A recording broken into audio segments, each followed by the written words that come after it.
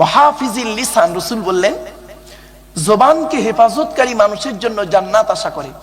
বাপেরা, হারাম খাবার খাওয়া থেকে জিভটাকে ঠিক করুন, বাজে ভাষা বলা থেকে জিভটাকে ঠিক করুন, পরনিন্দা পরচর্চা করা থেকে জিভটাকে ঠিক করুন। এই হাদিসের ব্যাখ্যায় আবার একটা হাদিস এসেছে, দেখুন বুখারীর হাদিস। আল্লাহ নবী একদিন সাহাবীদেরকে বলছেন, তোমরা আমাকে দুটো জিনিসের গ্যারান্টি দেবে? হঠাৎ রাসূলুল্লাহ সাহাবীদের বলছেন, তোমরা আমাকে দুটো জিনিসের গ্যারান্টি দেবে? তো পেছন থেকে একজন সাহাবী বলছেন, ইয়া রাসূলুল্লাহ, আমরা যদি আপনাকে দুটো জিনিসের গ্যারান্টি দিই, আপনি আমাদের কিছুর গ্যারান্টি দেবেন? নবীজি বললেন, হ্যাঁ, তোমরা যদি আমাকে দুটো জিনিসের গ্যারান্টি দাও, আমি তোমাদের জান্নাতের গ্যারান্টি দিয়ে দেবো। সাহাবীরা বললেন, বলুন। জীবনে তো অনেক গ্যারান্টি দিয়েছি, আর দুটো গ্যারান্টি চান তো? বলুন, কি বলুন? রাসূল বললেন, এক নাম্বার হলো দুই ঠোঁটের মাঝখানে এই জিভের গ্যারান্টি দাও।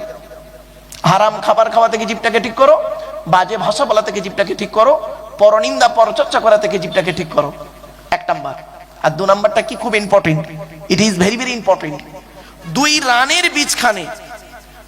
রানের বীজখানে মানে লজ্জাস্থানের গ্যারান্টি দাও। এই দুই ঠোঁটের মাঝখানে, দুই রানের বীজখানে, এই দুটো জিনিসের গ্যারান্টি তোমরা আমাকে দাও, আমি তোমাদের জান্নাতের গ্যারান্টি দিয়ে দেবো।